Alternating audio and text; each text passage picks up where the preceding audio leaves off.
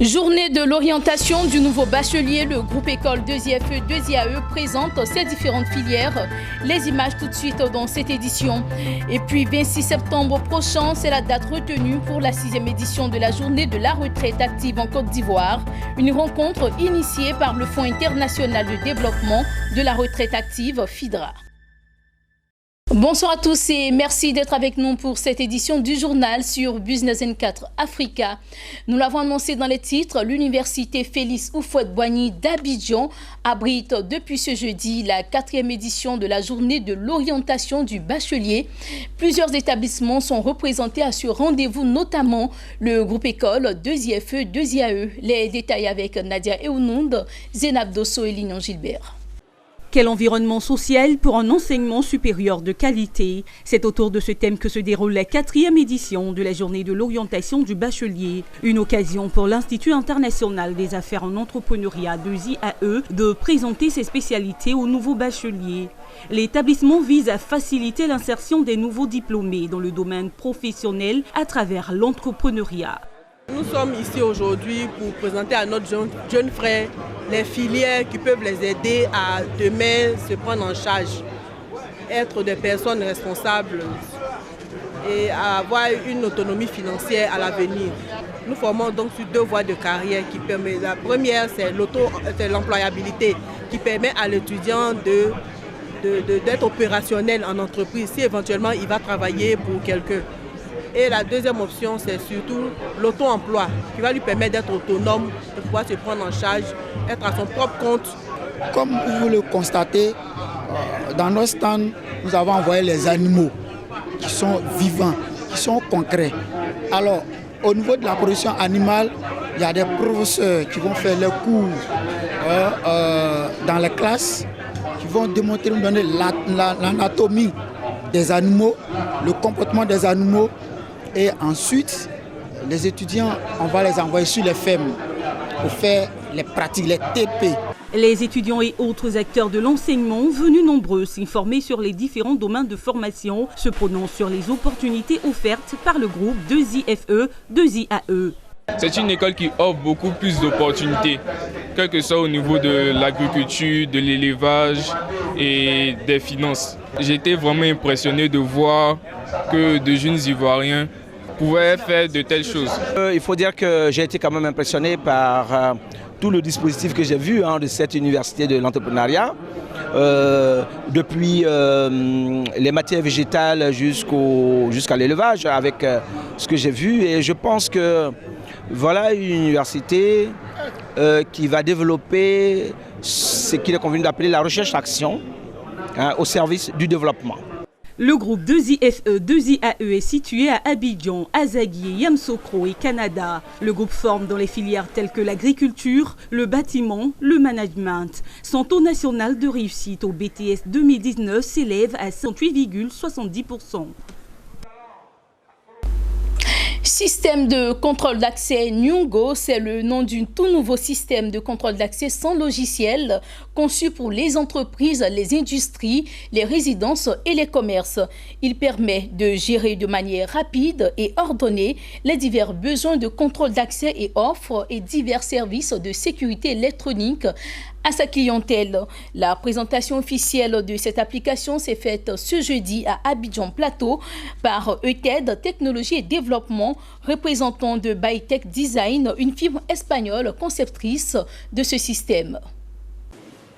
NewGo, une nouvelle solution globale de contrôle d'accès incluant le hardware et le software sans logiciel, fait son entrée en Côte d'Ivoire. Sa présentation officielle s'est faite à Abidjan Plateau lors d'un workshop qui a réuni les acteurs ivoiriens de divers secteurs d'activité ainsi que les concepteurs de ce système d'application. Une rencontre où les concepteurs ont présenté les particularités de ce nouveau système de contrôle d'accès. Conçu pour les entreprises, les industries, commerces et résidences, NewGo vient faciliter le quotidien des Ivoiriens en leur permettant de gérer de manière rapide et ordonnée les divers besoins de contrôle d'accès d'un bureau, d'une salle serveur et bien d'autres. especialistas en la fabricación de soluciones de control de accesos. Ici, on travaille étroitement avec la société Étoile Technologies afin de continuer à développer nos systèmes ici et les installer. On a fait toute la formation et ils sont prêts à faire les installations de nos systèmes. Como instalador de soluciones de control de accesos. Nous représentons la société Bytech Neoplanet pour le système de sécurité électronique, le contrôle d'accès. Notre solution, c'est le contrôle d'accès biométrique et digital et par carte de proximité. Notre solution que nous proposons, c'est comment ouvrir une porte, à quel moment, quand, où et comment. Cet atelier résulte d'une collaboration entre ITED, Étoile Technologie et Développement, showroom en sécurité électronique en Côte d'Ivoire, et par Bytech Design, une firme espagnole. Initiée par Bytech Design, entreprise leader dans le design, développement et la fabrication de systèmes de contrôle d'accès, NeoGo est issu d'une haute technologie en biométrie et interface visuelle la plus intuitive. Il peut contenir jusqu'à 250 utilisateurs.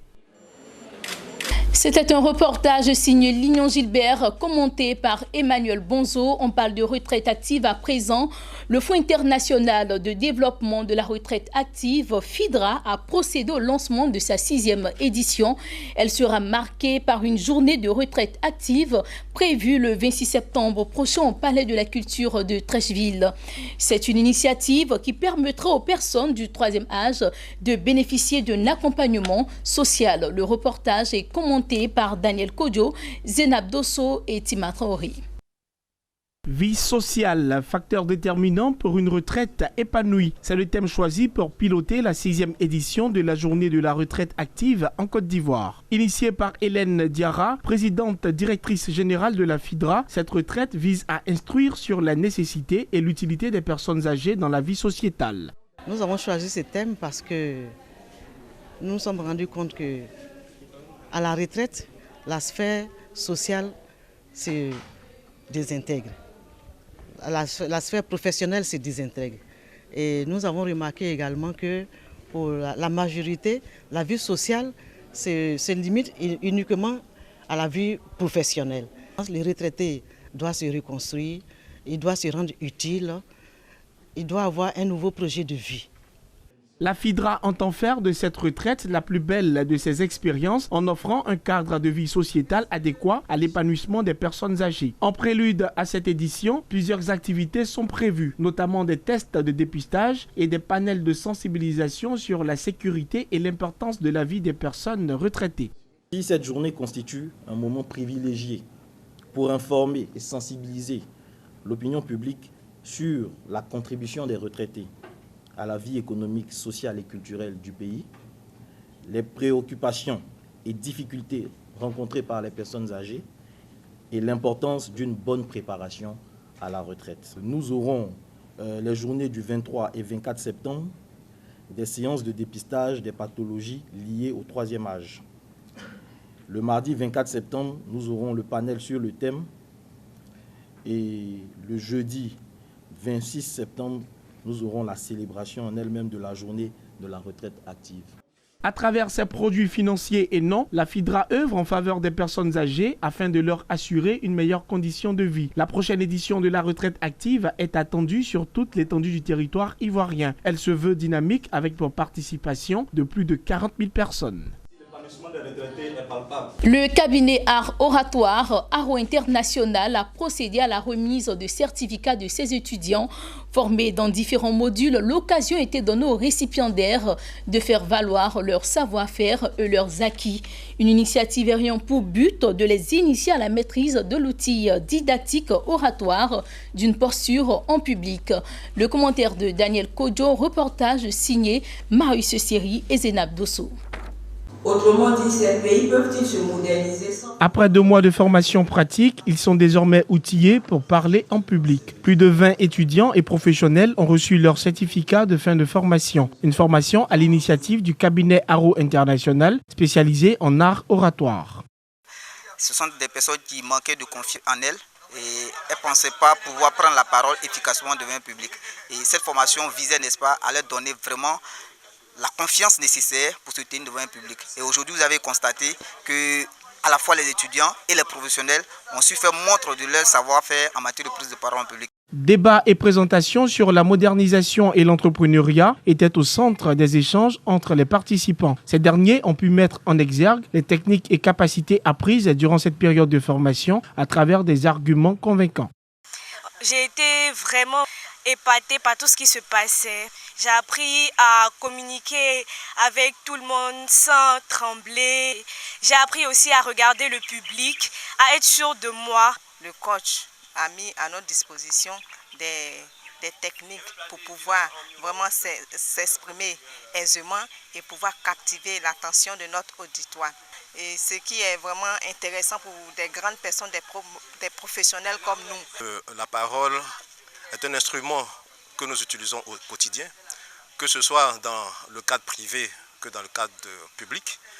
La prise de la parole en public doit être maîtrisée pour une meilleure communication. Depuis 2015, le cabinet Arrow International forme les personnes qui manifestent l'intérêt de parler en public. Le cabinet compte poursuivre ses activités en créant un club avec tous les membres sortants en vue de mieux renforcer les compétences des uns et des autres.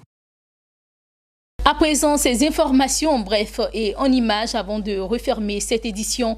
Le gouvernement gabonais est sur le point d'obtenir un prêt d'un montant de 117,4 millions d'euros, soit 77 milliards de francs CFA auprès de la Banque africaine de développement BAD. Cette somme permettra d'approvisionner Libreville et ses environs en eau potable. Et puis une brève page de politique dans cette édition. Il s'en est allé l'ancien président du Zimbabwe, Robert Mugabe, héros de l'indépendance. Zimbabwe, pays qu'il a dirigé pendant 37 ans, est décédé à Singapour dans la nuit du 5 au 6 septembre 2019 à l'âge de 95 ans. La fin de la carrière politique de cet ancien maître d'école, né en 1924, alors que le Zimbabwe s'appelait encore la Rhodésie du Sud, aura été tumultueuse. Une frange importante de la communauté internationale lui reprochait de s'accrocher au pouvoir et de mener des politiques économiques, sociales qui ont plongé le pays, autrefois grenier de l'Afrique, dans le chaos et l'extrême pauvreté. Voilà, donc c'est sur cette note que nous mettons fin à cette édition. Merci à vous de nous avoir suivis. À très bientôt.